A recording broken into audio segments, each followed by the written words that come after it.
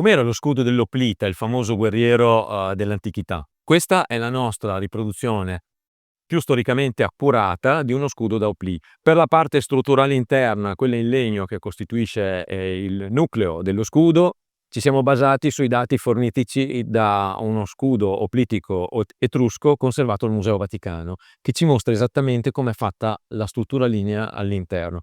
Infatti è un caso piuttosto raro che un reperto conservi la parte lignea, e questo reperto è un caso molto fortunato che ci permette di capire esattamente come venivano costruiti. La parte esterna è rivestita in cuoio crudo e non era l'unico sistema naturalmente di rivestire lo scudo, ad esempio quello vaticano appunto è rivestito completamente in bronzo.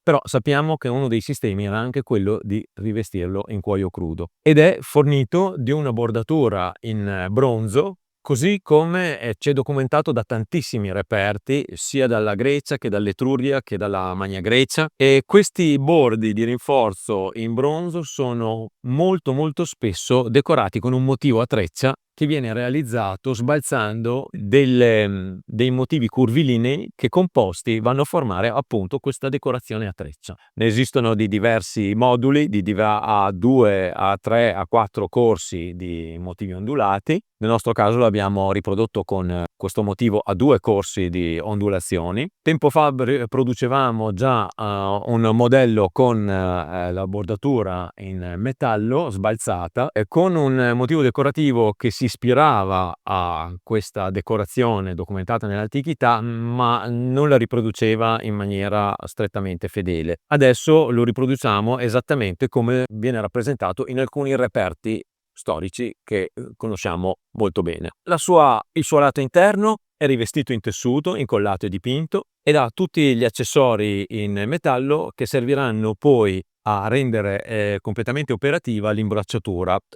Qui andranno poste delle impugnature in corda e una legatura che fa tutto il giro, che servirà sia a maneggiare o ad appendere lo scudo, sia si suppone in alcuni casi anche a dargli un'ulteriore integrità nel caso subisse urti particolari, ma questo è un altro discorso, lo lasciamo agli archeologi che hanno studiato questo argomento. Ha un'imbracciatura, anche questa realizzata documentandoci sui reperti riferibili a questo tipo di scudo, che è composta da un'intelaiatura metallica, da una struttura metallica che serve a fissare l'imbracciatura vera e propria allo scudo, e da un'imbracciatura realizzata invece in legno rivestito in pelle, per dare una struttura che sia allo stesso tempo rigida, leggera, ma anche confortevole, perché chiaramente il legno, una volta rivestito in pelle come nel nostro caso, è decisamente più confortevole di una imbracciatura realizzata esclusivamente in metallo. Come vedete poi l'imbracciatura è decorata con un motivo a meandri geometrici molto comune nell'arte greca e classica in generale, e questo è il nostro prodotto più vicino a una riproduzione storica accurata di uno scudo da Oplita dell'antichità.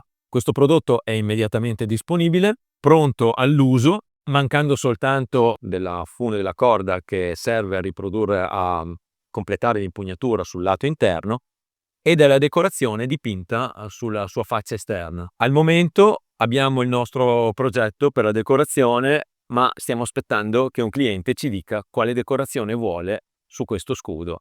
Quindi se vi interessa una riproduzione estremamente accurata di uno scudo da Oplita, lo trovate sul nostro sito, immediatamente disponibile e con la possibilità di essere personalizzato con la decorazione che preferite.